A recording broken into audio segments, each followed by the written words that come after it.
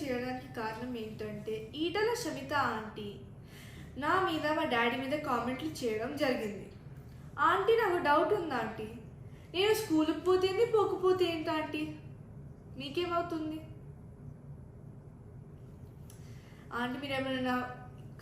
మీరేమైనా ఫీజు కడుతున్నారా? మీరేమైనా ఎగ్జామ్ రాస్తున్నారా? మీరేమైనా ప్రిన్సిపలా?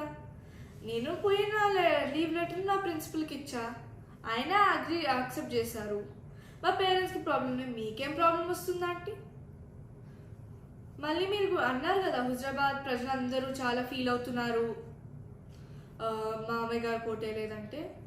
ఆంటీ ఫీల్ అవుతున్నారు అంటున్నారు కదా ఆంటీ, మీకు అసలు హుజరాబాద్ అడ్రస్ తెలుసా ఆంటీ?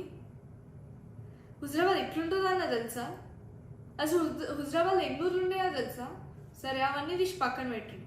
హుజరాబాద్ బార్డర్ అన్న మీరు టచ్ చేసిండ్రా ఆంటీ? ఆంటీ మీరు కూడా అన్నారు కదా మా మామయ్య గారు చాలాసార్లు హుజరాబాద్లో ఎమ్మెల్యే అయ్యారు, హుజరాబాద్ ప్రజలందరికీ మా మామయ్య గారు చాలా బాగా తెలుసు. మీ మామయ్య గారు చాలా బాగా తెలిసి మా డాడీ పోటేశారా ఆంటీ? ఆంటీ అలానే హుజరాబాద్ అనేది నా ఊరు, మా నాని మా అమ్మమ్మ మా ముత్తాతలు తాతలు అందరు ఉండే ఊరు అదే. అక్కడ ఉండే ప్రతి ఒక్క మనిషి నా ఫ్యామిలీ మెంబర్ లాగా, వాళ్ళే నా బలం, వాళ్ళే మమ్మల్ని కాపాడుతారు. ఆంటీ మీరు హుజరాబాద్లో ఓడిపోతే పోయి గజ్వేల్ చేస్తారు, గజ్వేల్ ఓడిపోతే ఇప్పుడు మల్కాజ్గిరిలో చేస్తున్నారు. ఏంటంటే జంపింగ్ జాక్ ప్రాసెస్ మేమైతే ఎప్పుడు చేయలేదు. మీ జంపింగ్ జాక్ ప్రాసెస్ నాకు అర్థం కావట్లేదు. మీరు అంత పవర్ లేకుండా ఉండలేకపోతున్నారా? సో ఎందుకంటే మీకు ఈ పవర్ 5 years ఉండలేకపోతుండగలుగుతున్నారంటే, ఓ మీరు ఇల్లీగల్గా తీసుకున్న ల్యాండ్స్ని కాపాడుకోవడానికా? మీరు ప్రజలకి వెళ్ళి దొంగతనం చేసిన ల్యాండ్స్ కాపాడుకోవడానికా? లేదంటే మీరు దేవుని దగ్గరికి వెళ్ళి దొంగతనం చేసిన ల్యాండ్స్ కాపాడుకోవడానికా?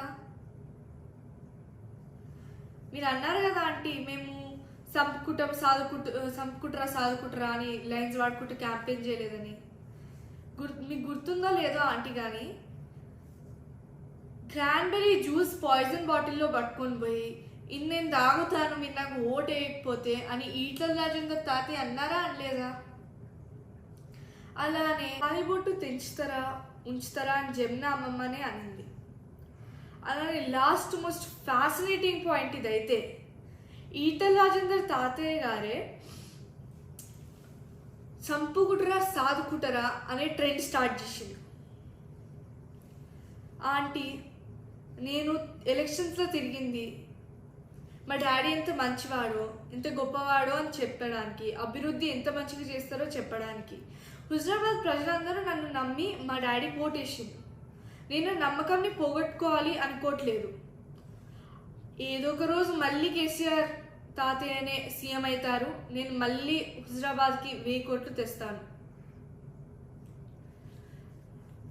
ఆంటీ నేను మీలాగా పక్క వాళ్ళ మీద కామెంట్స్ వేయను, ఇంకా ఎవ్రీ ఈవినింగ్ క్యాఫేస్లలో పోయి తిరగను. ధన్యవాదాలు.